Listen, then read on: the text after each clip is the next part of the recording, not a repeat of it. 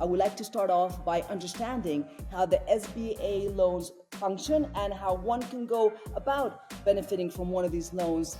The SBA allows banks to provide financing to small businesses with the assistance of an SBA guarantee that the banks receive in order to extend these loans to small businesses throughout the United States. You mentioned the 504 loan. How does that one work? The 504 loan is mainly used for the purchase of real estate for the company. Again, for the use and the occupancy of that company, of that operating entity. In addition to that, it is also used for purchasing heavy machinery.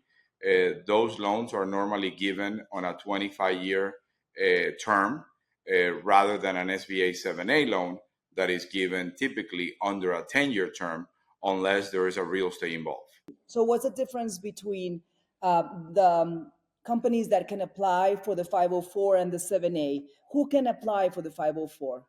Basically, any company that is looking to buy a piece of real estate that is going to be occupied by the company.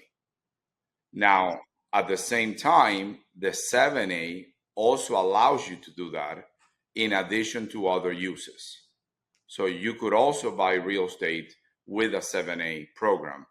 But the beauty about the 7A is that allows you to include in that loan package other uses that the company may have. For example, refinancing existing debt. If the company has an existing line of credit or an existing equipment loan that would like to be refinanced under better terms, everything can be bundled under the 7A. The 504 doesn't allow you to do that. The 504, it's only for the purchase of the real estate. And it requires a 10% equity from the company that is buying the property.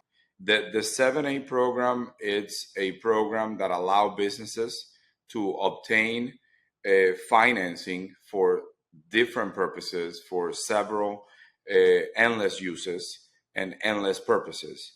It could be from purchasing a piece of property or a real estate for the operating entity, all the way through working capital, purchase of inventory, purchase of equipment, purchase of machinery. So anything that a company will need from the starting stages. The 7A program allows a company to borrow up to $5 million under this program, right?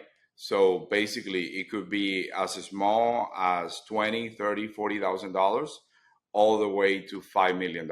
That is the maximum loan amount that you can obtain under these SBA programs. I like to say that the SBA 7A does not have a prepayment penalty. The SBA 7A loan does not have a prepayment penalty unless it exceeds a 15-year term.